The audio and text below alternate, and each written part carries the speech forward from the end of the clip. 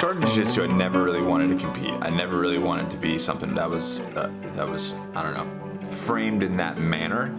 I wanted it to be something I just did and I was getting better at. And it wasn't until the challenge, I believe. I could be wrong, but it wasn't until the challenge that I remember going, yeah, fuck it, let's do this.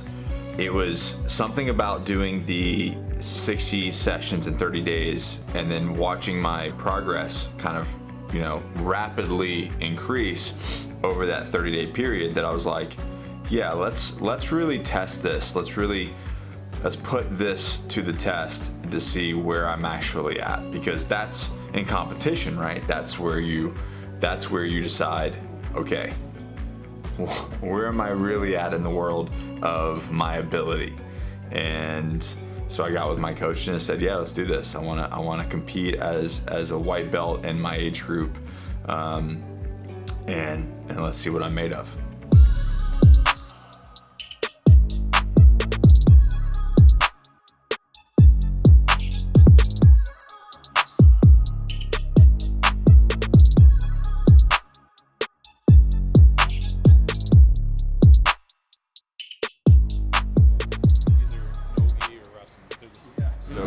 Trying to compete at 39 as a white belt for as much as possible until I get promoted. So that's kind of the goal this year, and hopefully they don't promote me, which is a good thing. If I do really shitty here, then probably won't get promoted. But if I do really good, that's probably going to lean towards.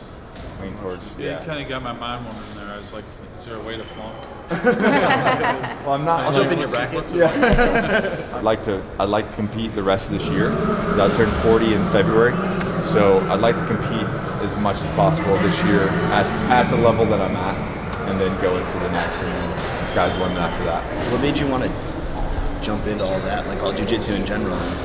So I had some friends in the Marine Corps that did it, and I would roll with them, and nothing would ever happen. There's nothing I could do. I would just get tired, and I never understood how that all went down. And we'd all fight all the time. And this one guy who actually was a 2007 national champ for jiu-jitsu, and whatever his bracket was,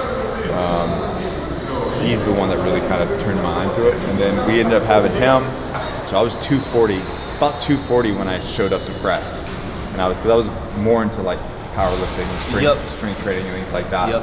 So I showed up at 240, and these guys just wrote me off, man. And I was so out of breath that I couldn't move. And then over the past almost 2 years now, I just been going there. I lost 40 pounds, and fell in love with it.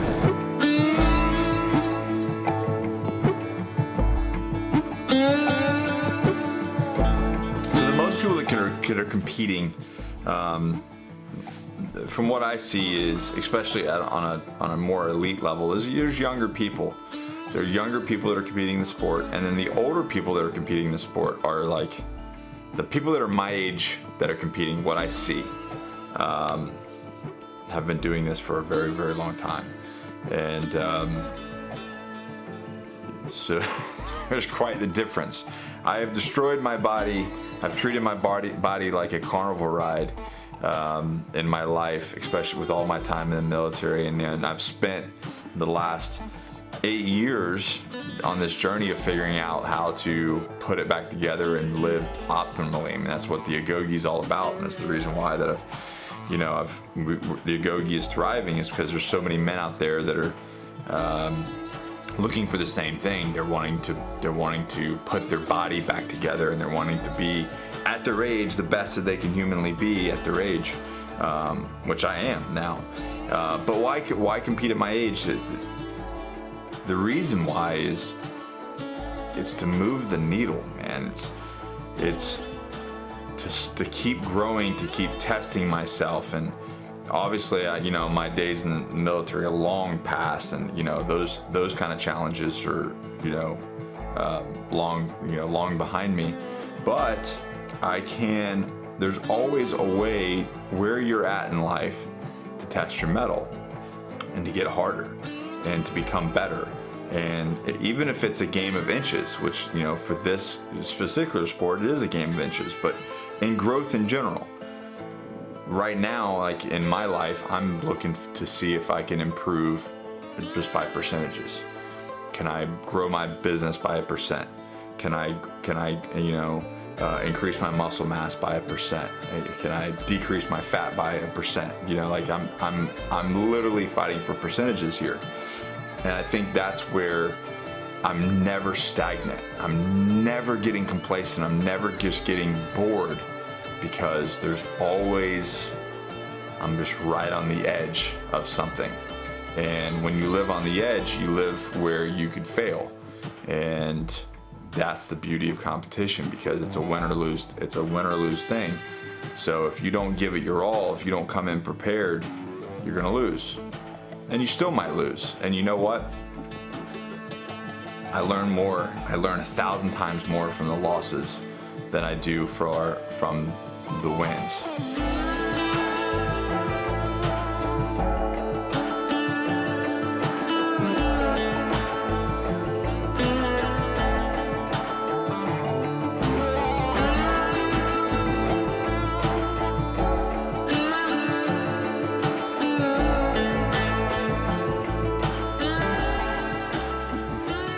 I didn't really know what to expect. I mean, I've been to a ton of competitions. I used to compete in fitness competitions. But this is a different thing, man. You're putting hands on people, right? This is, I mean, it's not MMA or anything like that. You're not getting punched in the face, but at the end of the day, it's a fight. You're fighting. So my expectations, I didn't know. I didn't know what to expect. I didn't know how I was gonna perform. I had a game plan. But I think it was the unknown that really is what bothered me the most. It was just not knowing how things were gonna go. And for somebody who is a tactician like myself, I want to have all the variables covered.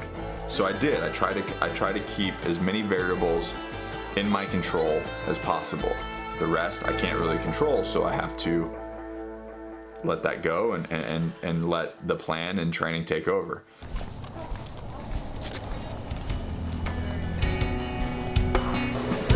You have the weigh-ins? Oh, yeah. Okay, well, now it's a break. Okay, thank you.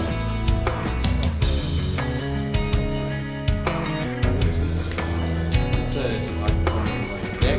Yep. Let's step out. 201.6. Kennedy? Yeah. Braden Kennedy? This is the guy that gets those. I told him that you guys How's it going? melt. I told him you guys should. What? Yeah. Do it last night. Yep, the 168.6. All right, Braden is you probably saw him from the challenge if you watched the challenge videos. Braden Kennedy is a young man that is at our gym that is just freaking skyrocketed through white, blue, and now purple. And he's just one of those guys that just gets jiu-jitsu, and I mean, man, he's really applied himself. And that's probably what he'll do for his life. He'll probably be in this community for life at a very young age. I think he's not even 21 yet. Anyways, he sent me the link to the Nuway Combat and the one in Myrtle Beach, and said, hey, let's try this one. And you know, I was in. So that's how we went down there, and since he was going to compete in it, I was like, well, you know, he's like, well, I can coach you there. And unfortunately, my coach was not able to. He was on a family vacation or doing whatever it is that he does. Nobody really knows. He wanted to be there, but the dates just didn't line up. Anyways, so once we started talking about it, Nuway's Instagram found me, and then I was like, shit, they knew me. And then you know, that last video, how I was competing, they did. The guy knew. So everybody was giving me shit in the comments saying, why are you blurring out your game plan? No one's gonna watch this. So they are watching. They're watching everything. So I gotta be very careful what I say and what I do when I put on here. Anyway, so the guys at Nuway have been great, and I look forward to competing more at their competitions. But they're great guys. They've been doing wrestling competitions for like 20 years, and they're now just now that they've partnered with BJJ Fanatics, they're just adding on the layer of Jiu-Jitsu, which I think is awesome. So Nuway Combat Sports, I think they're going to go really, really far. They're really passionate, they really care, and they're just a bunch of fun guys. So going into my first round, I had my game plan. I was going to do it. Braden and I kind of worked through a couple different things real quick. We went out in the hallway and said, okay, if you get stuck here again, this is what I want you to do. My expectations, I didn't know. I didn't know what to expect.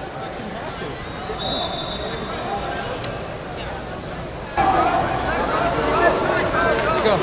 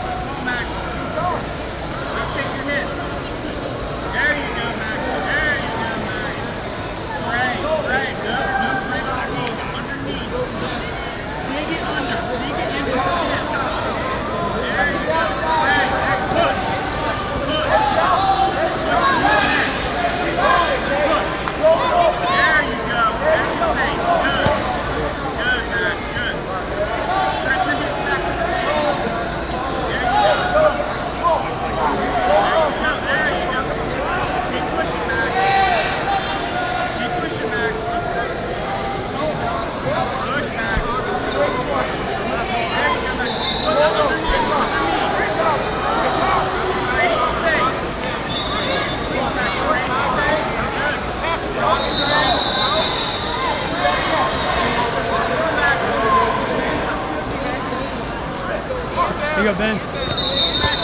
Scramble, scramble. Good sweep.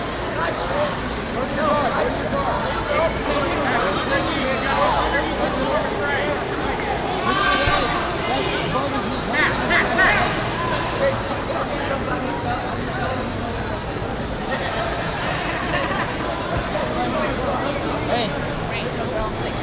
Get your grips. Nail the Heva. Go for it.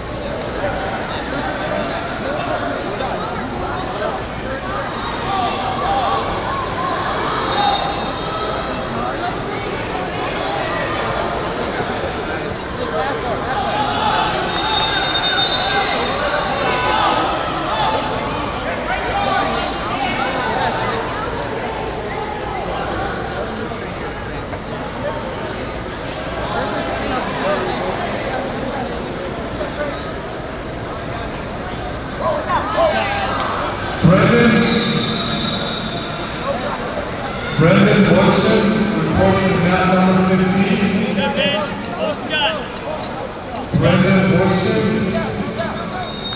Pressure. Knee cut. Brendan Boyson, mat number Knee 15. cut.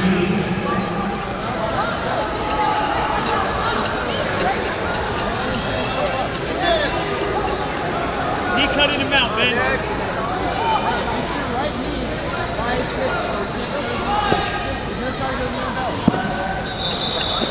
Brendan Boyson, mat number 15. There you go, Ben.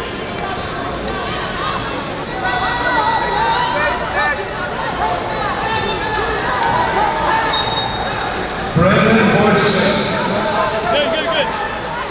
mat number 15. Double underhooks. Double underhooks. Double underhooks. There you go, Ben. Pressure, pressure. You're up 6, minute 15. 1 minute.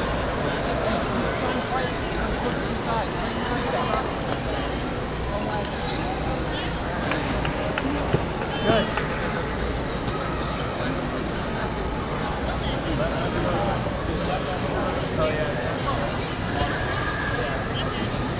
Good. Jody Lodano, Woodson Young. It was only 2. Yeah, we did 2. We went 4 and 2. Yeah, 40 seconds. 40 seconds, guys. 40 seconds. Go. Side to 2. Don't hold on to your stand, man. Yep. 4 minutes to throw. Make some space. So that's half guard in there. Points. So let's see what she has. Your elbow. Yeah, so like if he has any guard whatsoever, then it's no good. Go. 10 seconds. You're on base. You're on base. Throw something up. Throw something up, man. 5, 4, 3, 2, 1. 5.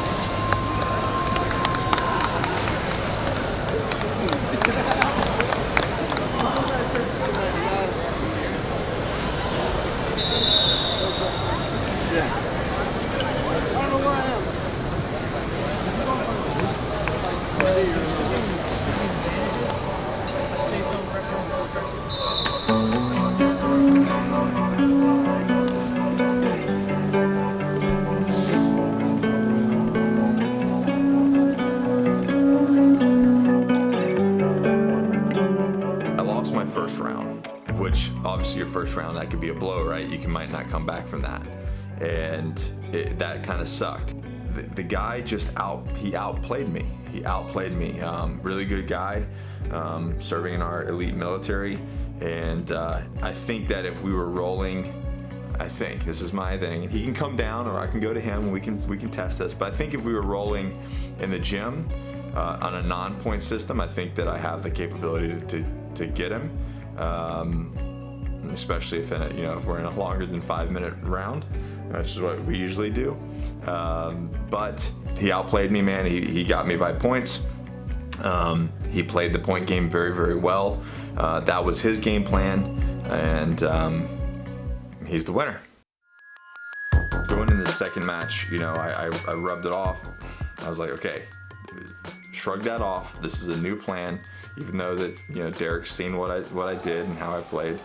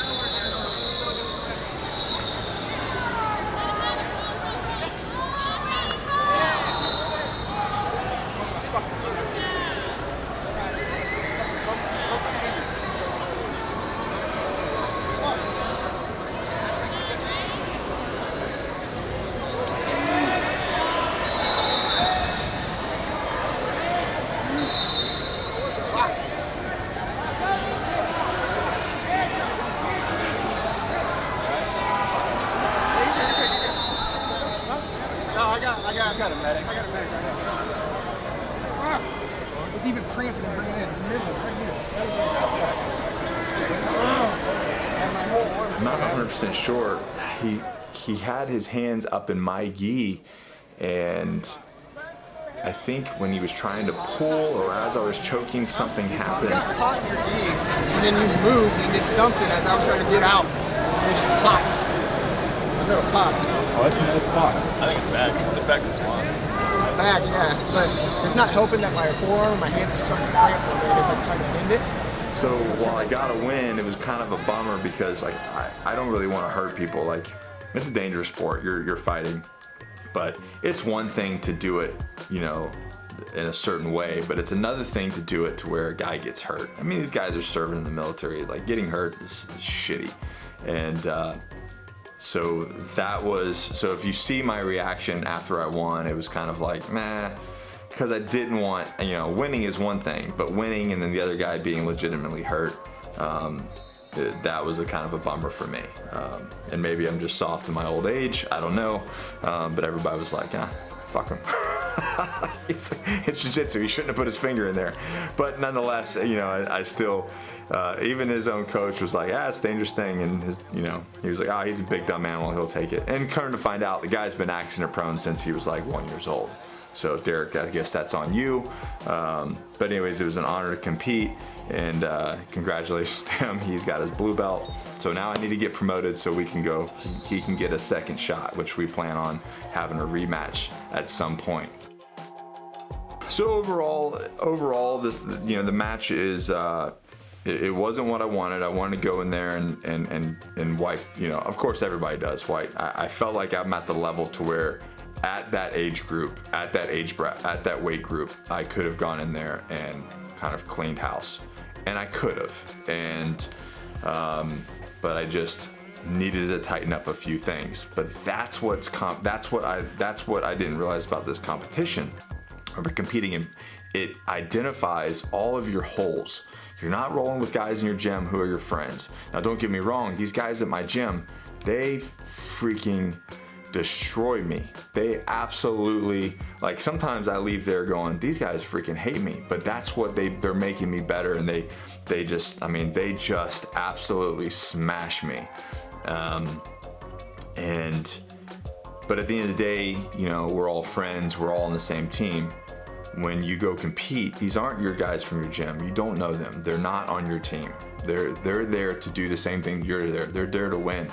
So that's a true testament of like where you're at. Not only where you're at on your technique, but also where you're at mentally, right? Are you willing to go in there and go the distance and put it all on the line? Are you gonna choke under the pressure? Like, these are things that you would not know just going to a class and doing your training sessions with the guys in your gym. So the true limit, the true actual test is the test. It's a competition. It's when you put it all on the line and you get vulnerable and you're putting yourself out there, because you might lose. Anyways, so big fan. I'm gonna keep going. I'll keep going as long as I can go, and I'm gonna try to do as many competitions I can at the level that I'm at. But that road is rapidly coming to an end, and then I will be having to compete at a different level, which is, that's a whole different game, right? Because there's people out there that have been blue belts for years and they're competing. So we'll see how that goes, but I don't think that I'm going to wait long as a blue belt to compete, especially now that Derek's got a blue belt, because he deserves a rematch in a full 5 minutes. We got to go the full 5 minutes. And anyways, so if you're out there and you do it and you really want to test yourself, you want to move that needle, you just absolutely grow. I'd say go for it. I'd say absolutely go for it. And even at no matter what level you're at, because you're going to learn something about yourself. It's not about the other person, it's about yourself. So anyways, that's the video. I hope you enjoyed the journey, and we'll keep going with this. You guys know the deal. Never quit, never surrender, and we always keep moving forward.